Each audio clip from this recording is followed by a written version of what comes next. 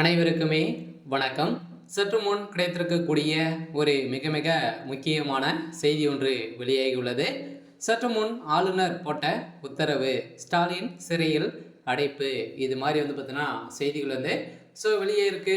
ஏற்கனவே ஆளுநர் RN ரவி அவர்களுக்கும் தமிழக அரசுக்கும் இடையே பார்த்தீங்கன்னா நிறைய வாக்குவாதங்கள் ஏற்பட்டு இருந்தது இல்லையா. தமிழக அரசு ஆளுநர் மீது போட்ட வழக்கின் அடிப்படையில் இப்போ நீதிமன்றம் வழங்கக்கூடிய தீர்ப்பின் அடிப்படையில் பார்த்தீங்கன்னா முதல்வர் ஸ்டாலின் அவர்களுக்கு எதிராக வந்திருக்கக்கூடிய தீர்ப்பின் அடிப்படையில் இப்போ பார்த்தீங்கன்னா அதிரடியாக ஸ்டாலின் அவர்கள் சிறையில் அடைக்கப்பட்டதாக தகவல் வெளியே இருக்குது. பார்த்தீங்கன்னா தமிழகத்தில் பெரும் பரபரப்பை ஏற்படுத்தியிருக்கு.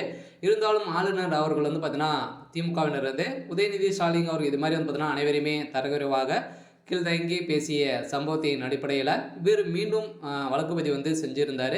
இந்த வழக்குப்பதிவின் அடிப்படையில் ஏற்கனவே தமிழ்நாடு அரசு பார்த்தீங்கன்னா ஆளுநர் அதிகாரங்கள் 12 கேள்விகளை எழுப்பிய உச்சநீதிமன்றத்தில் ஏற்கனவே பார்த்தீங்கன்னா ஆளுநர் RN ரவிக்கு எதிராக தமிழக அரசு தொடரப்பட்ட வழக்கில் ஆளுநரின் அதிகாரம் தொடர்பாக உச்சநீதிமன்றம் 12 கேள்விகளை எழுப்பியிருக்கிறது.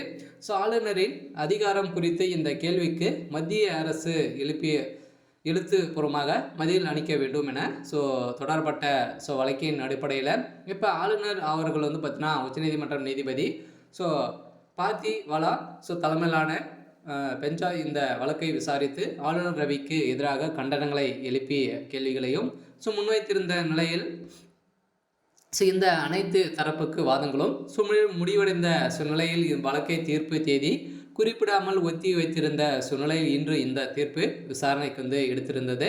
இந்த விசாரணையின் அடிப்படையில் பார்த்தீங்கன்னா நீதிமன்றம் வழங்கிய தீர்ப்பின் அடிப்படையில் ஆளுநர் அவர்களுக்கு பார்த்தீங்கன்னா மனுக்களை கிடைப்பில் வைத்திருக்காரு அப்படின்ற மாதிரி தொடர்பட்ட வழக்கில் அவருக்கு அந்த அதிகாரங்கள் இருக்குது அப்படின்ற மாதிரி இப்போ பார்த்தீங்கன்னா தமிழ்நாடு அரசுக்கு பார்த்தீங்கன்னா நீதிமன்றம் வழங்கியிருக்கக்கூடிய தீர்ப்பின் அடிப்படையில் இதனால் பார்த்தீங்கன்னா நிறைய வழக்குகளை ஆளுநர் மீது தமிழக அரசு திணித்து வந்திருக்கக்கூடிய நல்ல பர்சனலாகவே முதல்வர் ஸ்டாலின் அவர்களுக்கும் ஆளுநர் அவர்கள் தரப்புக்கும் இடையே மோதல் ஏற்பட்டு இருக்கக்கூடிய நிலையில் இதன் அடிப்படையில் நீதிமன்றம் வழங்கிய தீர்ப்பின் அடிப்படையில் மீண்டும் ஆளுநர் அவர்கள் முதல்வர் ஸ்டாலின் மீது வழக்குப்பதிவு செஞ்சிருக்காரு. இந்த வழக்குப்பதிவின் அடிப்படையில் தான் ஆளுநர் போட்ட உத்தரவின் அடிப்படையில் திமுக பார்த்தீங்கன்னா கூடிய விரைவில் ஆட்சி கலைப்பு ஏற்படலாம் அப்படின்ற மாதிரி தகவல் வெளியே இருக்குது. ஏன் அப்படின்னா திமுக பார்த்தீங்கன்னா ஆட்சியை நடத்தக்கூடிய தகுதிகள் முதல்வர் ஸ்டாலின் அவர்களுக்கு இல்லை அப்படின்ற மாதிரி இப்போ நிறைய எதிர்கட்சி தலைவர்களும் அனைவருமே விமர்சனங்களை முன்வைத்திருக்கக்கூடிய நிலையில் இப்போ பார்த்தீங்கன்னா ஒரு மாநில அரசு நிறைவேற்றி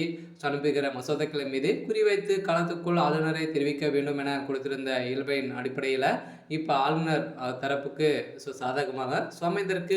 இதன் அடிப்படையில் தான் ஆளுநர் RN ரவி அவர்கள் போட்ட உத்தரவின் அடிப்படையில் இப்போ பார்த்தீங்கன்னா ஸ்டாலின் அவருடைய பதவி பறிக்கப்பட போகிறதாக தகவல் வெளியே இருக்குது. சரி, ஓகே. இன்னைக்கான அப்டேட் பார்த்தீங்கன்னா இதுதான். மறக்காமல் நம்மளுடைய சேனலை சப்ஸ்கிரைப் பண்ணி சப்போர்ட் பண்ணுங்கள். தேங்க்யூ.